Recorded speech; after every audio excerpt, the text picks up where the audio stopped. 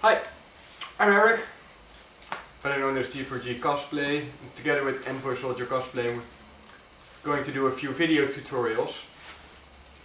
This is our little cat, Vetje. He always gets in the way. But back to me. We're going to make a foam prop. You've seen the pictures already.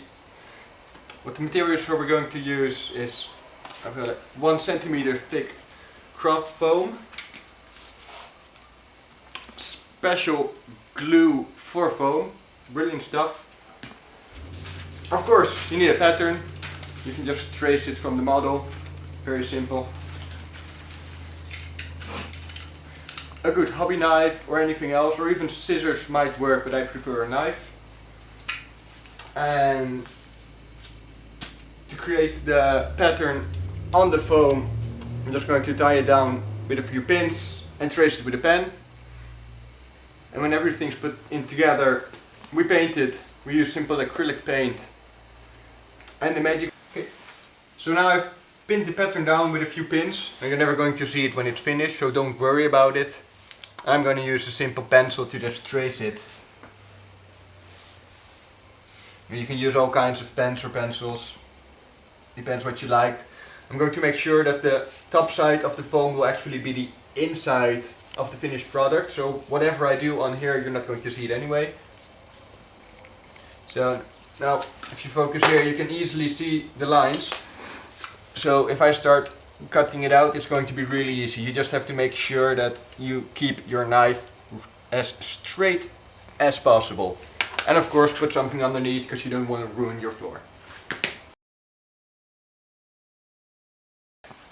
So now I've cut out one part, I'm going to work on the other, and I'm going to use the spare parts to get the edges that I'm going to glue in between them.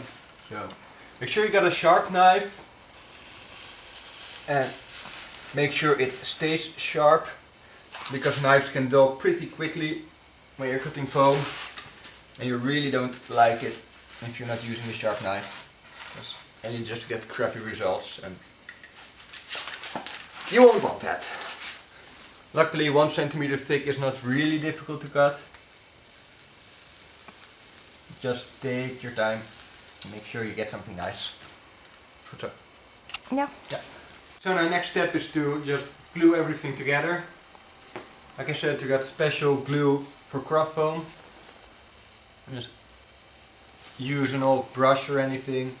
I sometimes even use my fingers, but you're probably not supposed to do that.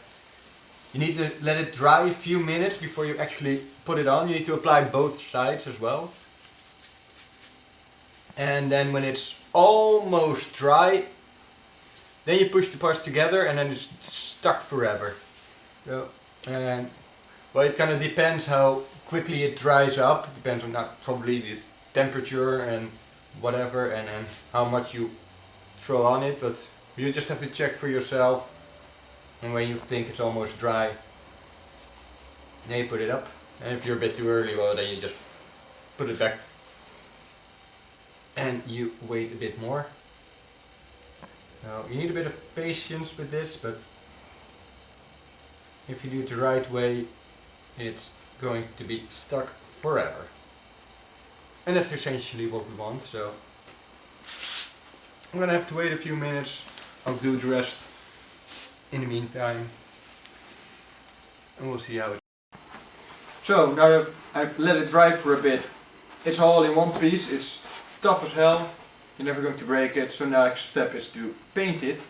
Now I'm not terribly precise, so I'm going for the easy way. I'm going to outline everything first with a marker. It's going to be red, so I got a red marker, and well, drawing this on is terribly easy. I'm just going to do the outer lines, and then all the big parts I'm going to paint with acrylic paint. And for the details, well, I don't have the perfect hand, so I simply printed out what I'm going to do. I laminated it. I'm going to cut out the excess laminated part, and I'm just simply going to glue it on, this way or that way. I have to double check. And when I've got all that on, then I can do the finishing touches. So now that I've outlined everything with a marker, I'm going to do the big parts. Now I can be a very lazy person, so I'm going to do it on the lazy way, which also prevents you from getting any ugly stripes from other materials. I'm just going to use my fingers. It's a quick and efficient way. You just can't get any details done, but for the larger surfaces it's perfect. You're probably going to need at least 2 layers, so take your time, let it dry, do another layer, and don't stop until it looks nice. Okay, last few steps. I've painted the entire thing. So now I'm going to glue this thing on right over here. I've already cut out some holes, so I can use a simple bike light that I'm going to glue inside to get a cool effect for the eyes. Perhaps I'm going to need another one, but I'll figure it out. I'm going to try to glue this on with the same glue that I used to glue this together, but I'm just simply going to glue this on with a glue gun.